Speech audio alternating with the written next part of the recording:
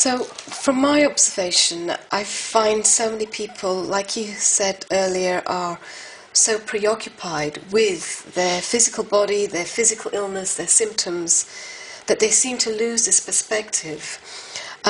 So why is it important to recognise their qualities? Because it seems, what's the way out of this trap that they've got themselves into? Okay. Is it the qualities that help them out of this trap? First you have to see that a lot of illnesses, when you see how the medical profession, the psychological profession is working, apart from that we make money and our existence from it. But if you look carefully and analyze carefully, you will see that a lot of people somehow focus on the illness or the psychological problem so strongly because they have not realized their qualities. At least there is something. If you look at the whole psychological profession, most of people excuse themselves for whatever is going on with their past, my childhood, my parents, whatever. Most of people who have an illness, they have also a tendency to excuse that they cannot do this and that because of that.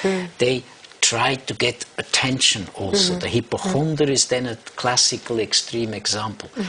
And this is only because they have somehow not got in touch with their qualities. Now, the qualities is not what you are able to do. The qualities is the realization that your body is a beautiful instrument, but you are more than the body-mind. And most of people simply cannot grasp it. So that makes that then if you are aggressive, if you are unhappy, you're more likely to have an illness. Now, medical science will say because when you are aggressive, when you are unhappy, your immunity system is going down. My observation is before the immunity system is going down, something else happens. You are unhappy, you feel not content, and you don't know what to do because you have no connection to your quality, to your heart, so you start to blame the outside world. What happens if you start to blame the outside world? You give away your possibility for choice. You say, I'm the victim.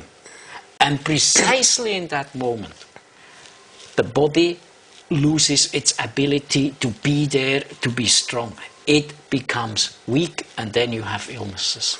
So, why is the heart energy or the heart connection so important in this healing process? Does the heart connection help you? Is it related to your qualities? It helps you to be in touch with your qualities? Okay. If you go first, very basic. The heart chakra, the heart level is also the endocrine gland of the thymus, but for a long time they said, well, it only when you are a kid produces cells, T cells, and things, which we know now that it's always doing that. So that's the first connection. But the much more important connection, the second connection, which you have since thousands of years with the symbol of the heart, is that the heart makes you be interested in the outside world. And illness is a focusing totally on you. So as more there is heart energy, as more there is a likeliness, like you had in the old time nuns who then went, for example, with that heart energy to help people who have cholera nowadays, AIDS, and in the beginning of AIDS they were all saying AIDS, immediately if you touch someone you will get it. The heart energy helps you to be in touch, and your system, because you move out, becomes stronger. There's more energy flow. That's the second. But the third, even more important, but that I cannot prove, I can only tell it, but then people have to see what they do with it. Around you there is an energy, in university language we call it the electromagnetic field, and that electromagnetic field, the part which is not connected to body-mind, that's the part which I say is then still conscious, present when you have died. From there probably comes the idea that you can talk with spirits and things like that, where you have to be very careful. But that part is directly connected with the heart. The heart here is like the root, the anchor of that energy. The moment you die, that anchor is lost. So it's like moving away from you. But it's like with, if you have a balloon and you have it too near to you, the balloon cannot fly. If you just let it go, it's gone.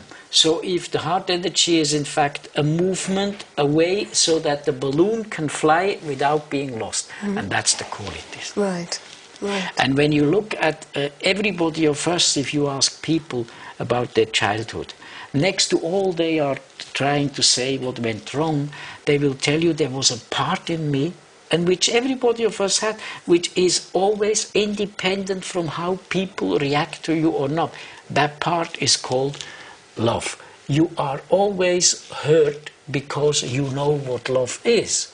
And that love part, that's this atmosphere of quality. And that is the healing force. Right. So therefore the heart energy is keeping you in connection with that healing force, with that love. Right. So with this heart energy, this helps with the movement away from oneself.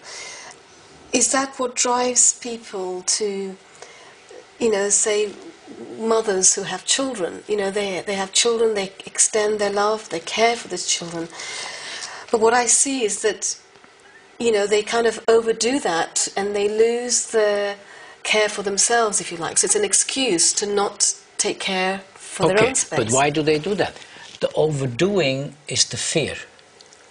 Fear. If you are afraid that your life is nothing, then you will put everything in someone else. If it's a child or a husband or the job or whatever. Okay, this is always a sign which shows you the person has not found their own being. Okay, but if you then look the other side, the first step of healing is when you touch someone. You don't even need to do, all these people who say we do healing and this is playing the important ones. Just touching someone creates an enormous reaction. That's why a mother touches the kid. But you cannot touch someone all the time. Because if you touch someone all the time, it's not called touch, it's called attachment, holding. And most of people, they want to hold to something, a person, a lover, a kid, a friend, institution, an idea. All religion is based on that. Simply because if you turn around to say, so to speak, and look back, you say, somehow I'm still not deep inside what I want to be. Which means you always know who you really are. You don't need to ask who you really are. You know it somewhere deep, but you are afraid of dealing with it because you don't know how the world will react to it. But if we all do, we only go from what people like, then never a Buddha, a Jesus, a Mahavir, a Muhammad would have appeared. So we have to learn this being there, independent from other opinions. And one of the strongest level of healing is that you fulfill yourself. For example, time therapy says every form of depression, we're not talking about major depression, which is pure organically, but every other form of depression is a form of having lost a perspective. When you have a perspective, which is again moving away from you, the depression has a chance to go. Right, right.